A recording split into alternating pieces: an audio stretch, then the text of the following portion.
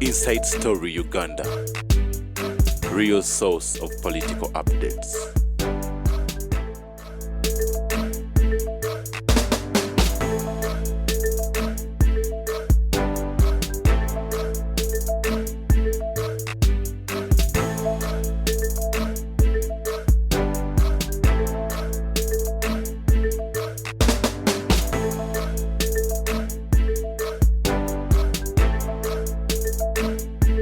Inside Story Uganda. Nze Katonda yampa omutwe. Abaganda bagamba ndireke mandu etuule. Nga byeyogera. Nga kyeyogera kituukiridde. Njagala kulikodinga bintu bya. Ku simu yange. I tell you, waliwo abatanjagala. Naye ate n'abanjagala. Nze kasa nkugamba ekigambo. Nenkugamba ebigambo 10. Omunaana ogulaba. Where is my phone? Where do you want? Recording. Ncha settinga. Nabagamba nze kasa gamba ekigambo. Nenkubuulira n'owakana. Era byonna mubiraba. Naye problemu eriwo. Ndiki. Nti nze neraliikirira nnyo. Era ekiro seebase. Teweebase lwaki? Abaganda bakuga nti akaloolo kajja enkoko ku magi. Akaloolo omanye enkoko eyinza okuba nga erina amasumba. Kakati akaloolo kawuka katono nnyo bwe kati. Ennaku 28 kasa ziyitawo neeremerako ku magi. Akaloolo kajijjawo. Ebintu ebisuula gavumenti ez'amaanyi tebiba binene. Buba butono. Bw'ogenda mu Austria tulina omusajja baali bamuyita Mateniki. Mateniki envaako gye yavaako yali ya Lusaako. Baagenda obwavu ne bugenda bukwata Europe yonna. Era bwe tusoma history batubuuza economic crisis. nti what did the revolutions of 1848 have in common? Europe yonna yayavuwala. Nga Martin musajja mugezi. Tewali yasoma European history atamanye the Vienna conferences. Nga Martin bw'aba ayogedde naye ssebo revolutions za 1848 yaddukanga mulalu nga talina passport okuvuluma mu Vienna. Yes. Spy network gye yayina. I'm very worried.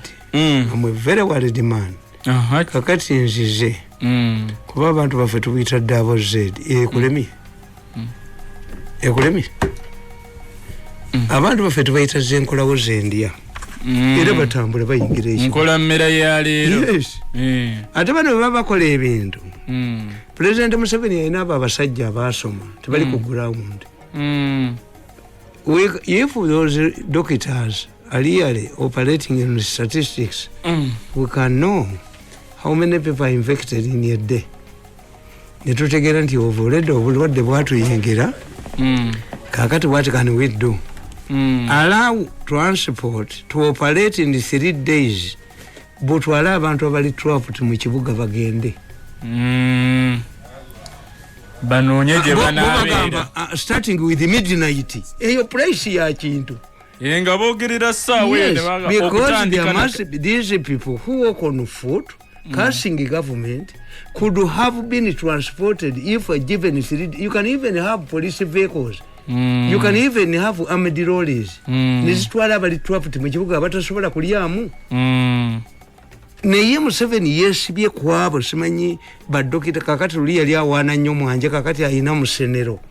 This is out of touch with the population. They are disconnected from reality. Yes. And wansi tebabimanyi. Kubanga nze nzikiriza nti obulwadde weebuli. Ekituufu. Era naba warning. But what I'm seeing, nti we are mishandling the disease. The disease is there, but we are in the process of preventing it, we are mishandling the disease. Abantu abali trapped mu kibuga kubanga if those bayina bagundi be And we must have a counter to these doctors. Let us have a counter. Tutia. Yes. Muhwezi yagenda natulianga gundi Kiza Besigye bamutwala mu court maaso nga wa president amagezi yali omugenzi Mayumba. So the Kwingiri group got a lawyer in the name of Muhwezi to give to balance. Musenero yali akoze yo dagalachi. What do we have about Musenero? About gundi oyo gundi. So we must have parliament yo ne sirika. Buli muntu yena ne banadini ne basirika. Me ndi musajja wa Museveni nyo era kyovola bambaga nti omwana afaanana taata we tebamukolera DNA. Me I don't feel what I say would be misunderstood because my track record is here. Mwenye bwenedde emyaka 8 nga abankubira Museveni ate nga talina kyampa. What does he give me? Family yaffe neebonabona mwana nge ne bamukuba nyabo ne bamuwocha eki yali ampadde ki mpulira bakusasira bandi okikozerwa kumwagala omutima guli. Because I know it's not easy to get another good leader if this one has not helped us. Ekizibu kya Uganda kyetuyina is another succession which Museveni can give us. Yes, kidaneyo naye agenda n'akwata bo bamuzannya. Nti for me nawandika akatabo kano COVID mafias nembabulira nembagamba nti you've been mishandled the COVID bagamba kati babona akubira ki nabagamba in many cases mafias conducted themselves more like baby monkeys. Mafias look at challenges to the country in terms of monetary benefits and forget the dangers that may arise from calamities. Take the example of HIV/AIDS, which hit Uganda in the 70s and 80s. Instead of considering the dangers HIV posed to the communities in Uganda, the mafias exploited the plight of the victims for monetary gains. Many bogus organizations purporting to be helping victims were put up, but the funds ended up in the pockets of the mafia. The funds that were allocated to the Uganda AIDS Commission were not spared either. Government drugs intended to save lives of Ugandans suffering from the disease were stolen and sold to neighboring countries by the mafia.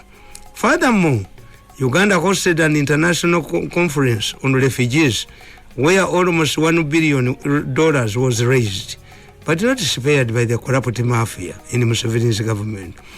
The numbers of refugees were inflated and the money was stolen.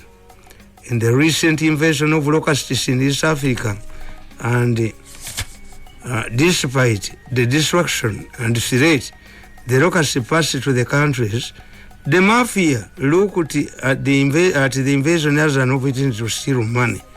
Unlike mafia gangs, groups operating in other countries, the Ugandan mafia has several unique features that include the following.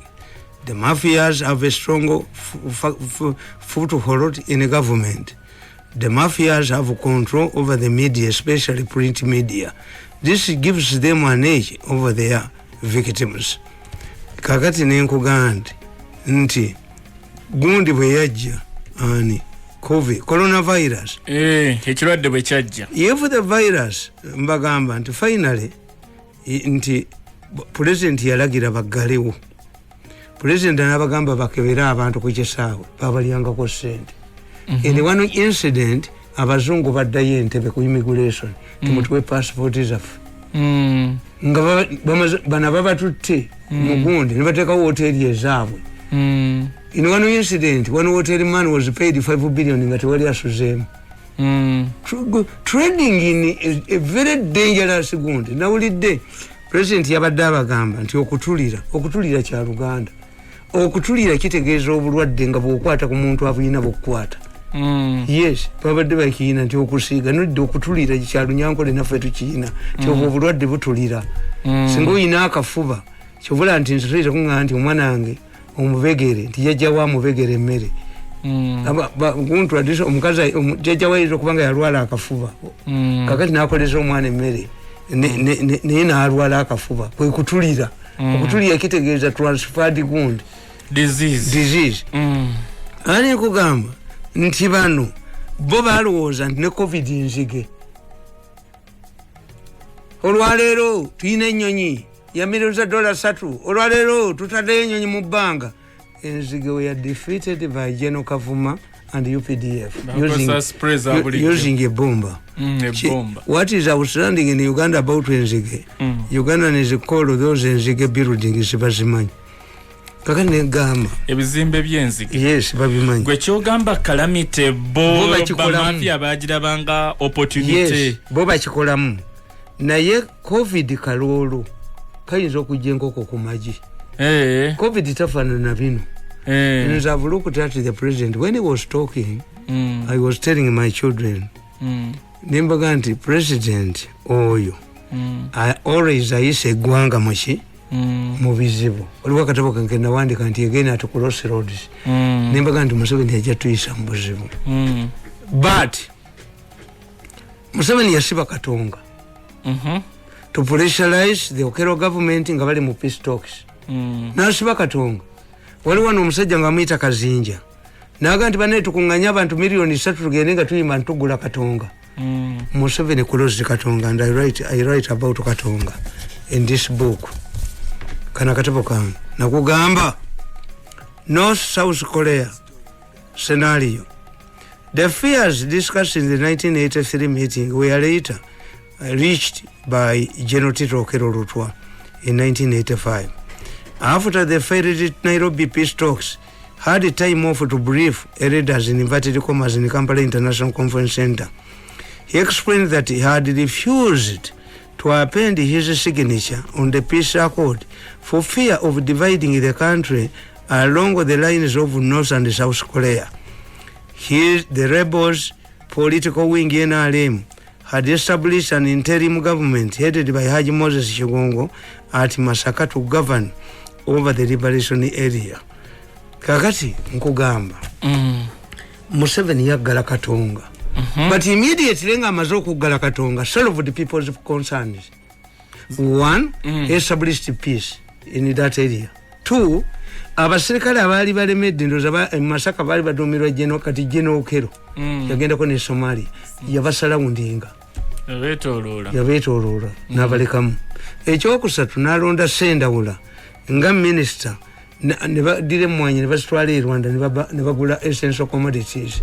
Era Sendawula ekyamuleetera obuzibu yagula toilet papers nga abayekera abaali bamanyidde ebikokooma baga toilet paper is not an essential item. Sendawula ne bamutuma minister of toilet papers. Yes, era Salimu Sale yalaga ab'e Masaka nti Kabaka wamuwuya akomyewo ng'alaga Ssaabasajja Kabaka Mutebi.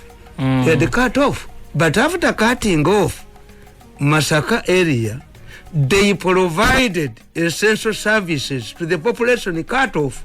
Ekitegeeza intervention eyakolebwa yawa justification eyakiri ekyokuggala. And the two people had hope to the liberation nga bawulira nti kati batuuse eruka ya kati batuuseewa. N'ab'e Kampala nga nabo balina hope nti bajja. Teyina basuma. Museveni did not have basuma at that time. If Museveni had basuma balibye sente abantu ne beekalakaasa because they had cut off the supply lines from Kampala. If we did not provide the government services to the people he had cut off bali edimye.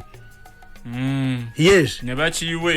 One, he provided the services to those people he had cut off, and two, they had the hope that this was a temporary sacrifice because the war was progressing. Kakati kyawukana ate kwene eriwe. Kankubuli ekyokubiri.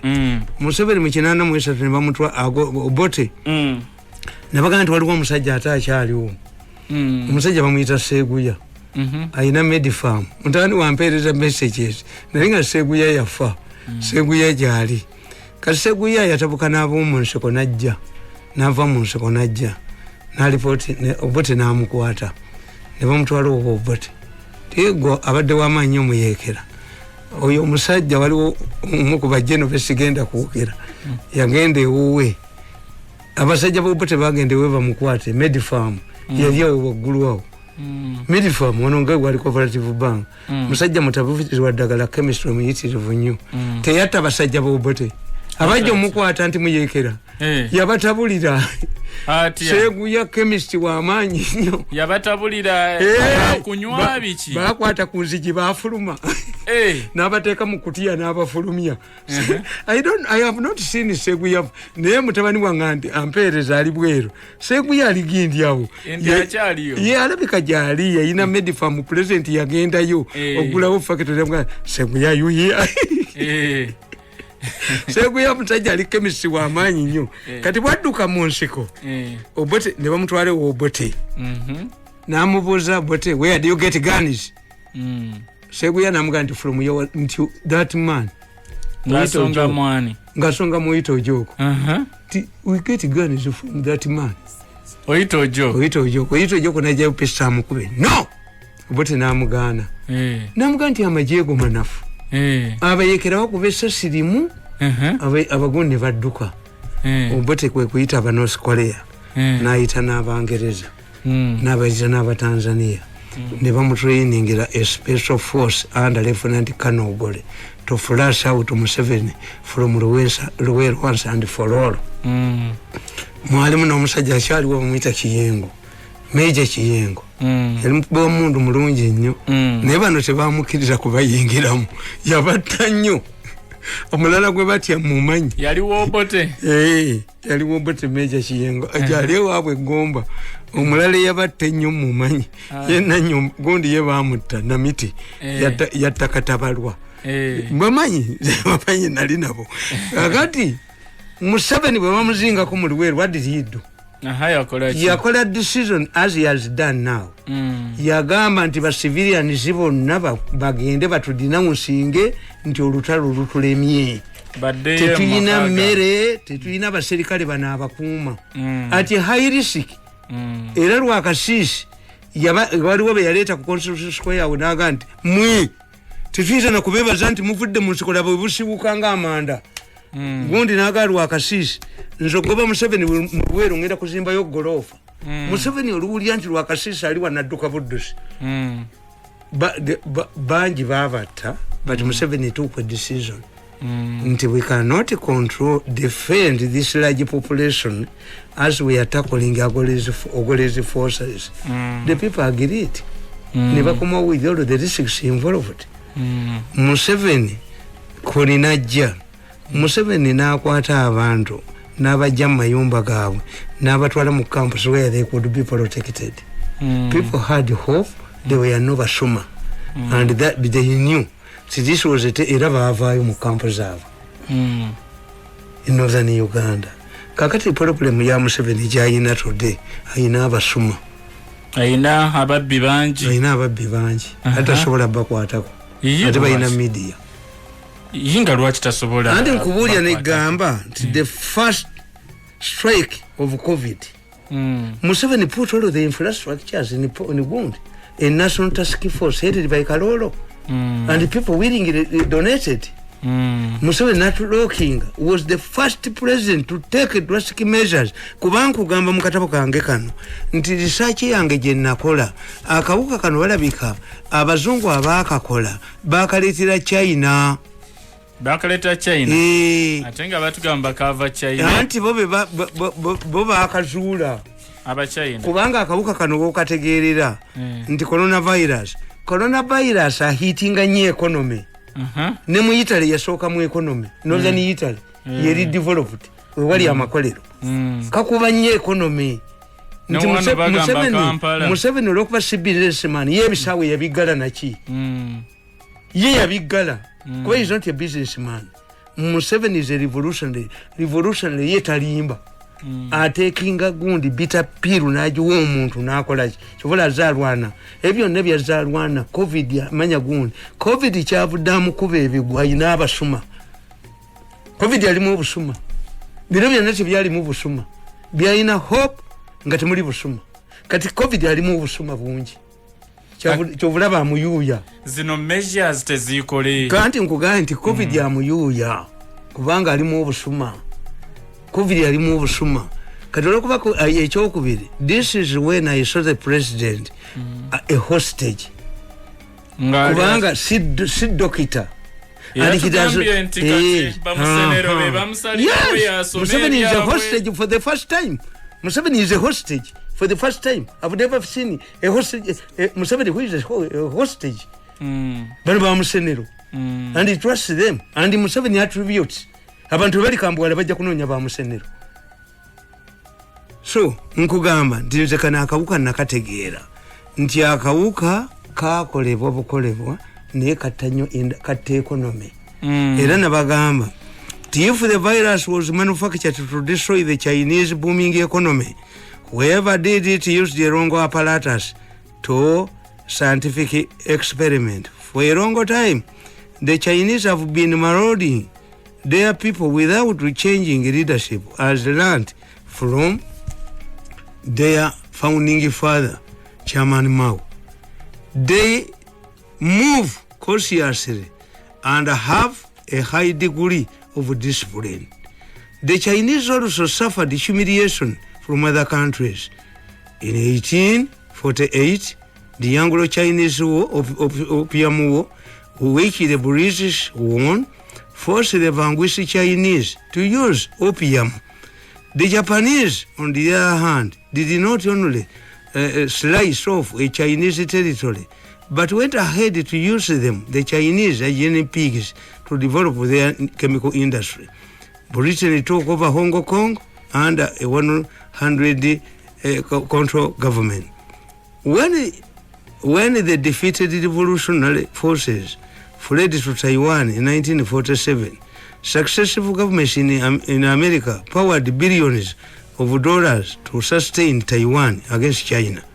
After World War II, US President made a false prediction about China's move to develop nuclear bombs. One of the American president said, if the Chinese embark on developing a nuclear bomb, they would all go naked. The Chinese proved him wrong. In 1972, they developed and tested a nuclear bomb. This development earned China membership to the UN Security Council and eroded the influence of Taiwan. Aba China baina discipline. Mumugenda kunyaga yo sente. Aba China baina discipline. Toba sente yabwe nobeerawo. Baina life imprisonment bakona amasasi bakusiba bakumwalundi ngona na Ireland. Temusobola kufuna discipline ya China. Temugisobola mu. Kakati nkugamba. The president had started well. Close the air. Museveni tu tewali mukulembeze wa Afrika. Oba wa munsi. Abayitale kabali alwaki. Prime Minister wa Italy yasale ndongo, this is a Chinese movie. Trump naga this is a Chinese disease. Ngabote bamanyi nti wabwe kajja kujjayo. Na y'abazungu bayina ekintu kimu which we have failed to do here. Nti batunulya ne bagamba nti they had forgotten about health. Abantu bajja omulundi gumu mu malwaliro nga beetaaga ventilators beetaaga ki babirina kati. What did we learn from the first phase? Kwane Museveni agambyeko nabagamba luli ebitanda bateekawo bingi nga ntunulira ekyeyitale ne ekikoleddwa. Because we know COVID-19 comes in 3 phases. What did we learn? Kalolo yatukolera ki? From the first phase. Yes, batukolera ki ba Kalolo? What structures did the Minister of Iraba Chaliyo? A change Jali, Diana Jali. Yatuteyo muhanga na kutwalayo gundi. Nze gundi gwe ninamu bwesige Hajat Kawoya tasaga. Hajat Kawoya Hanifa Bangirana. Yes, uyu tasaga tebajja mu humiliating. Diana humiliating buli omu. Ogandika na kazi kekagira. Acheng. Nabalwanyisa nembalwanyisa. Ne bagenda kamuweza akapapula Diana namu akapapula mugabe Museveni amugereko. Anjogerako ki? Ayiro kufa. Kakati now your problem is NZE NZE hope. Agati nze mbagamba. Kale olaba ntirako recording. Intervention. Agati gwe. No separating of families. Omusajja gwe bakwatidde eno tasobola genda wa mukazi we. Kati abo nabo mubalire mu balwadde balaavu. Amaka gajja kufa. Beba Musenero. They are out of touch with the population. Kyobulaba nti ffe bagulassiruutu. I'm tempted to go back. to counter the mercenaries. Museveni is lacking a group yafe aba grassroots. Nti a disease teyinza kutudisorganizinga kasobola okufuuka akalulu ne kajjako enkoko ku magi.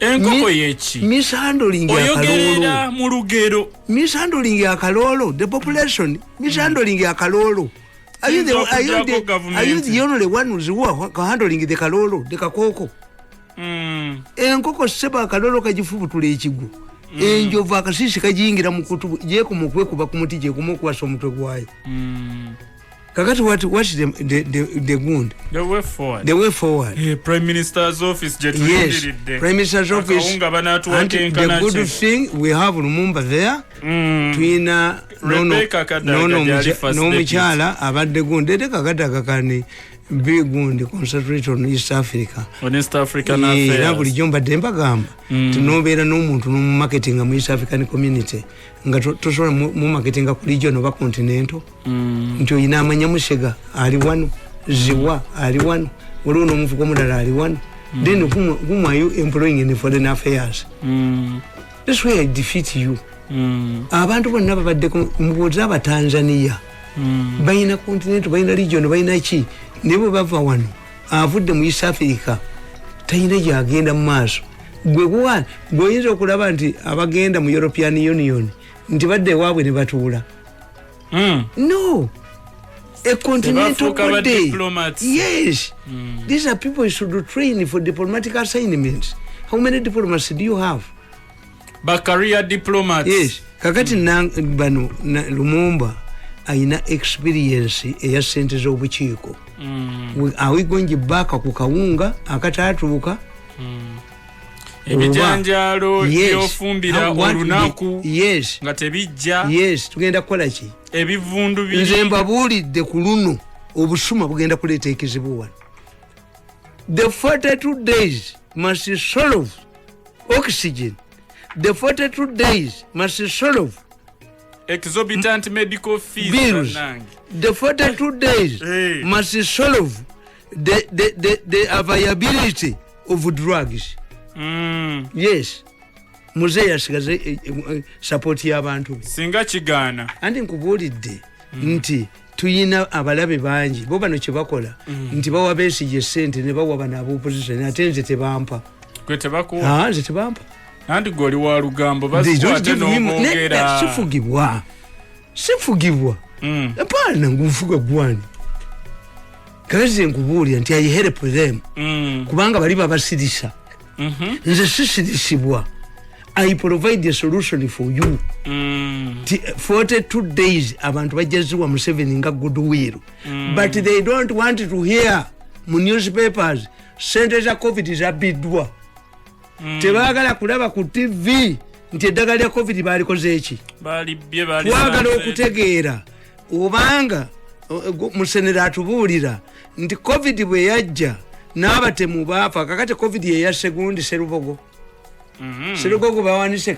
Serubogo abadde atambula n'omuggo gwe nga mulema omuggo gwalazeewa omulema yawalampya n'akola bw'ati nolaba dokita embwobubwa dokita noyogera ebyo yagambye nti yeetuze omulema yawalampya omuti abo basiru egindi ekenya wali omusajja nga mwita Olumbe yali police pathologist n'agamba nti gundi yakomitinze suicide owuko ngati yekubye essasi neyeeyokya Olumbe ngembwa Olumbe ali mu Australia Olumbe family ye bagitwala butwazi aba basiru waliwo omusiru omulala yava butabika n'agamba mbu omwana wa kaka yali mulalu gatta omuntu omulamuzi n'akitwala n'engalabi yakyo kati you are misusing your professionalism kuba fefeka Serubogo abantu babigaanidde nibagayi nga tebi addinga yes kakati olaba abatasoma bakusinza amagezi kati gwe fulumye engalabi y'omuherefi engalabi gijjeemu nobody can use me to undermine my future I'm credible nwanye n'abasajja bali emyaka 8 buli mugagga ali mu Uganda gwe bamanyi nti ne ba relatives bange ne babanyigiriza butampa yadde 10 nze mbafaako bujja mbayamba buyambi kati nga bino mbayamba I'm helping you. Tibesi Yamwad Sente, Babu when Mujaba Sente Vani, Tiba inciting abantu apana, Bajakuvayo Boka. Provided you don't. Kayala kajaba jayo, obutafuna bujanja bibujaba jayo, oxygen kabuza jaba jayo. Yes. Ora bimu senero bwaduka. Ora bimu baduka babajinga. Solve the problems. Is it solvable? Muleme kulimba president muyine dagala zitaliwo. How long does it mufumba mwebikongo? Kakati ekyokubiri kyemuyina okukola. Nti abagagga bakomyeko sente wano. Abazungu basibye sente batusibye obuyambi. Ne waliwo abayina sente ziri mu makutiya mu nyumba. Muzijeyo. Abantu bakyasobola tamaleho okuwayo nga bwe bawaayo luli eri ku mbeera gye balaba. Bana abaziteresa abaziyina. Abagagga. Abazifera. Kubanga ezebweru bazikwatirayo kati baziyina be babbeera. Abatakutabaliira okukinduka abalira gundi. Bazirina mbisenge byabwe. Baziyina. Era nabagamba nti mwekizibu kyemukoze mu Uganda. Mwate musoma gavumenti yammwe. Amawanga gonna tegasoma gavumenti yago. Amawanga gasoma bweru bwe kaleete wabo wago. Nabawandikira ne mbagamba mu katabo kange back to Britain. When the people heard about the development in emerging cities, this is the industrial revolution. They decided to migrate to townships en masse. This trend started landlords who relied on these peasants to sustain the agricultural business, since there were not tractors to replace casual labor supplied by peasants. It is said that a person at the verge of drowning will grab a straw. Omuntu agenda okubbira. Ayinza okwata akakozi. So kwekwata ne kasubi bwati aleme genda. Omuyala tatya ssasi. Omuyala nga talina hope. Era muzeeyi yatuyambye nnyo obutaleeta ba local defense. They can easily provoke a riot. Those people you see walking on President Yagamba and abali badukidde mu Southern Sudan. Red Cross yamusaba ebimotoka na musanvu. Nabaga nti nze ng'omuyekera tutambula mayiro nsanvu. These people walked on their foot. Era President yakugamba while they were walking on their foot, they were voting, they were expressing no confidence with the Red Cross. Abo bemulaba abo abo batambuza ebigere abo tebalina kyakulya. Badde abo zeedi. Naffe bemukubira amasimu naffe tetulina. Nze bukyanva mu gavumenti myaka 8. Buli economic gundi yange activity yange bagikubye ne bagiteeka wali. Kuvaga nti Tamale Mirundi is a nuclear bomb. But you have also tested what you call a poor Mirundi. Oba muhango to handle. Yes. Kakati nkugamba ti Abangereza bayiga baagana ba peasant okugenda mu kibuga nga bati balina tractor ne balowooza nti bajja kusigala mu byalo. Ne nkugamba nti omuntu agenda okufa nga amaliridde nga abbira mu nnyanja akwata n'akakonzekonze. The landlords believed that intimidation and threats would stop the exodus of peasants to emerging cities. They even introduced tough measures, including the following. The act of peasants to relocate to towns was criminalized. If anybody decided to leave the village, they would do everything in their means to stop them from reaching their destination. The first time offender, the one who tried to leave the village to town, would have his hand amputated to serve as a living example to those intending to flee. The second time offender would have his second hand cut off. The third time offender would be sentenced to death. Like all unplanned and ill-thought policies, these tough measures sparked a massive rebellion across England. Peasants staged what came to be known as the Black Revolt, in which many landlords were killed. Later, a peaceful agreement was reached to both the parties as follows. Landlords agreed to sell land to peasants who could afford to buy. That those who wished to migrate to cities were free to go. Those that remained behind would observe Sunday service and observe it as a public holiday. Landlords, further, agreed that if a peasant died, his family and friends would be given a day of mourning to mourn the dead. The conditions as highlighted in the agreement above opened the doors to peasants to leave villages in large numbers and go to urban centers. As a result, two factors emerged. The departure of peasants in large numbers left the villages empty, and landlords resorted to rearing sheep. This period is referred to as the fencing period in the English history. As people left the villages, the landlords fenced off the land and ventured into wool production. The second factor is the introduction of the vagabond law. Kakati nkugamba nti Bungereza iyo bwemala kufuna kino president kyayogerako ekyettaka nti Maryland abasenze mu Britain bo bakola black revolt lipo netambula nzo okujjako nga Museveni agenda kukola miracle. I have never seen where land has changed amicably. Ettaka tewali gye likyuka amicably bayiro by registration. I have never read it in history where land has changed amicably.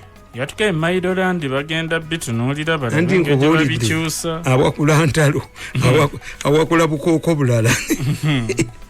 Muzeeyi ayagala kuwakulayo akakooko ka mayiro nga kano tetunnakavaamu nakali kakooko n'akamayiro kakooko.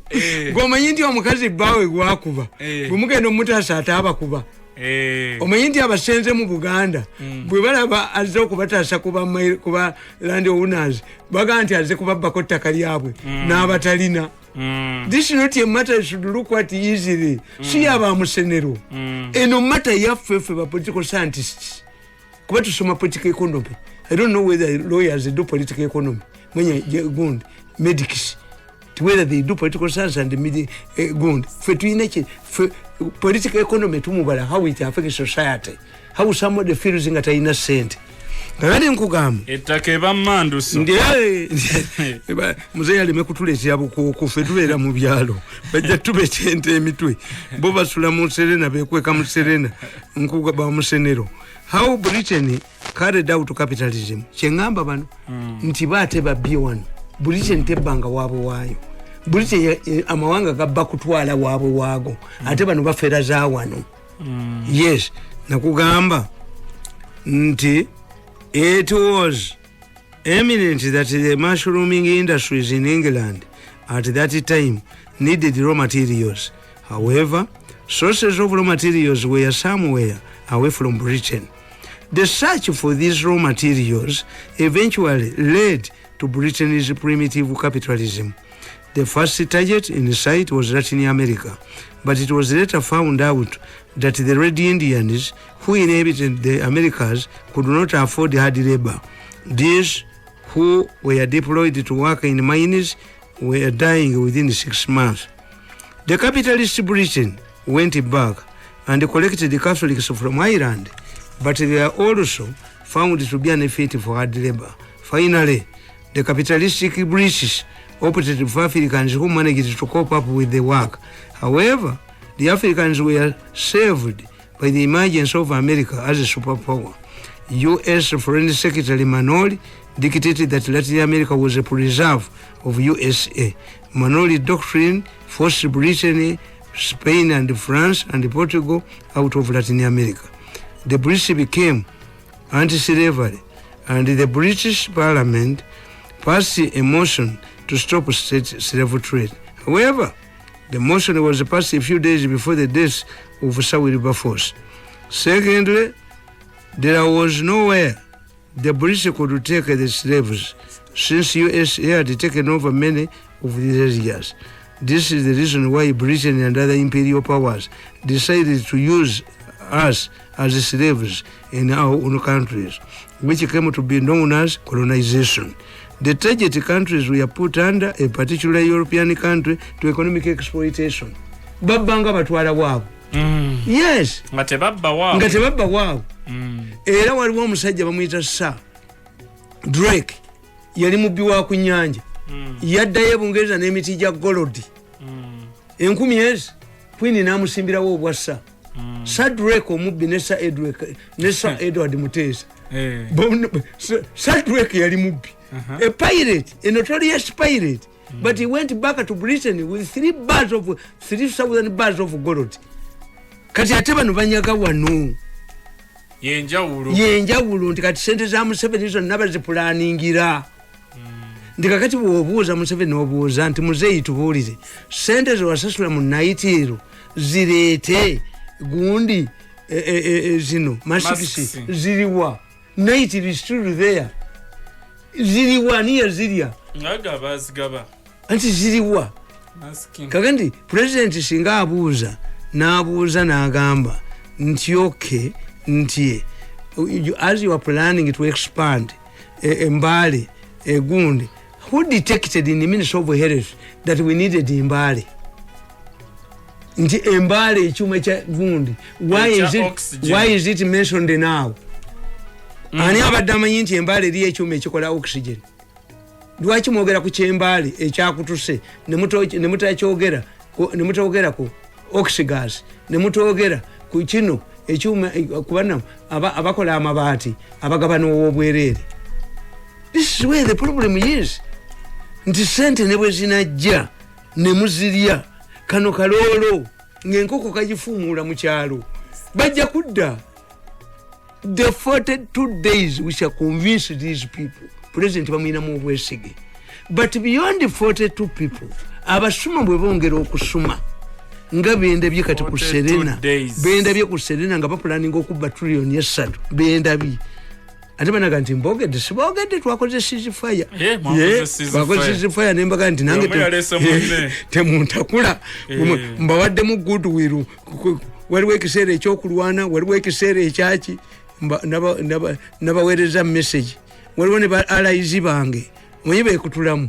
Kati ate mwabo ninamu baalayizi bange babaga nti Mirundi Museveni awe Mirundi amukoledde. They are there.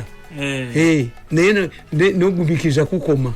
Oba bakugee kakkana ettooke lyo weerino obadde anti kugambye teri makanika ateeka byuma bikadde mu mmotoka ye. If we don't come out okuwaŋŋanga ba Musenero, Museveni will collapse. Kuba Musenero tamanyi nti abantu balese ennyama yaabwe. Baasuubudde basuubudde eggulo. Ye Musenero takimanyi. It is going to impoverish. The statistics Musenero taziyina. I'm not talking Musenero alone. They have no statistics. Because twagala mutubuulire how many people who are dying to separating abafa COVID. Mubafa cancer. Kuba cancer teyaggalawo. Mubafa HIV kuba teyaggalawo.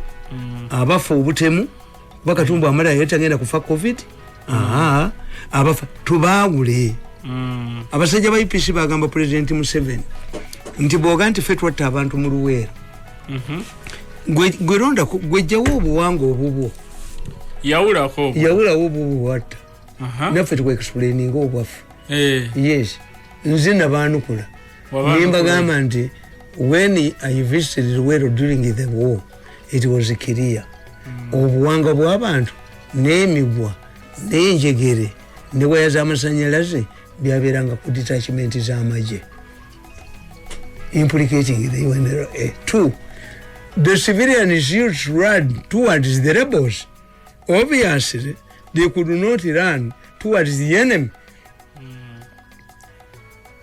This vindicates the NRA.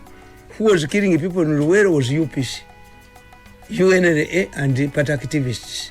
Because when you go to places like Chikuba Nimba, like this place, Lugogo, like what, you'll find the remains of skulls. Nachi is evidence.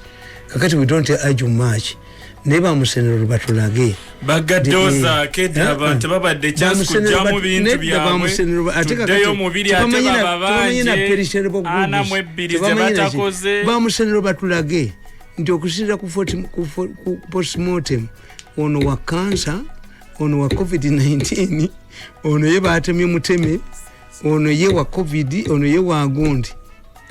Let them give us a breakdown. I'm not saying that it does not exist. I'm saying it exists, and the president had made much for public awareness. President alwanye nnyo ku public awareness. If I'm explaining that Museveni made similar decisions by cutting off Katonga. Museveni also put people in northern Uganda in camps and as he fought to the rebels. Museveni also yakola decision abaserikale abamaje n'abambazaga mu butus n'abazimbisa n'ensisira n'atali ba westana mama yingi ya pole amaje gabo agali gabyambala. Museveni takes a decision, but what is lacking in all of the earlier decisions he made that were successful, there was hope and we were no basuma. Today there is no hope and they are basuma. Kubanga hope teri muddagala nti balireta ancha. Hope teri nti government is hereby directing ti omuntu yenna nalebya abajinga abasabe omufu emizimu obuwangazi mbunnakalima jakwata akwate banne nakalima akwata ki nakalima banne abakwate nakalima buli lwomulaba abazze kutukomya abantu nalyo abaka ba parliament abatamanyi nakalima akwate bano banne akwate banne akwate banne tabawulirangako nakalima ajoga bijozi bantu omuganda akugamba nti omukadde bwaba yagala okulaga nti ayina amanyi atema kisogasoga akabalira takakwatako nakalema akwata ku bubalira banne kakati nkubuulira nti eteri hope. We don't have a hope for reducing hospital bills. We don't have a hope on selling oxygen. We don't have an immediate hope of getting dagala neribera lyamaanyi. Gundi, with our experience, the president was vague on what the prime minister has to do. Yes. Kakati prime minister bagenda kumova wereminga. Ngaduli babakwata, that woman will end up in problems. Uyo mukazi ayinza ku ending up in problems. Robina Nabanja. Nabanja. Uyo mbadde mukwano gwange nnyo nja kumuyamba nnyo ne lumumba. Otherwise befuula ba Museveni. Kati amakampuni gazedde ag'obuwunga. Yes, ate Museveni bwamala okuwa ebiragiro talabwa. Bamunoonya ndekati balwa ba minister ne bafuuka abayina amaanyi ne babagira. The only thing nti bakyali bapya tajja bagoba. He must enforce them. The president must give them directives what they are supposed to do. He given the Karola experience. Nti biri tabizeemu, ebyomotoka tabizeemu, ebya National Task Force tabizeemu, ebyemmere y'obwerere tannabiddamu. Kakati what people want, even we can, as long as Museveni solves the issue of expensive bills, hospital bills, if Museveni solves the issue of oxygen, if Museveni solves the issue of drugs, nti abayina eddagala muleete. As long as tolese ffe tugenda muherese bill, even if 42 days ajja zimalayo. Kubanga oledda abantu babadde bataddeko abantu bonna boobalaba bambi n'ababodaboda n'abaki bonna babadde boobuzavinga rules okujjako musenera atayita mu kibuga ne banne abali detached from the population. The figure is alarming. The figure is alarming. But these are figures produced by Musenera and group who wanted to get money. The figures can be contained. The figures can be contested. Yes. Kubanga tulina n'abantu bebagamba tigwe yogera nti omuntu afudde COVID tumuliyemu sente. You talk to these funeral companies. All of those people they claim tibafudde COVID bafudde COVID. Abantu babadde bagamba. This does not mean anti COVID yali tanajja nga tebamubbiramu. Kati katukkirize ti COVID baba mubbiramu ekitegeeza waali. Kakati ffe tulina kwekuuma, ffe twekuume nnyo ba musenero ennaku 42 zigenda okuggwako nga bafeze bagenzi. Naye president bw'abanga mu nnaku 82 tasolovinze what I've mentioned above. Ebita lulina mbagambye byonna byemmenye kusiba Katonga kuteeka abantu ba Northern Uganda mu camp kudya abantu mu 93 n'abakoba ne bakomawo. Were two principles. He did not have Basuma and the people had hope, and they would see his implementation being implemented. As long as those things lack, Siri Gundi, Nayemanyi, ebintu yange bwembi politicating ante bobira. Katusibule tuvewa. Mu COVID mwaliva mwaka lola akajenko ku maji.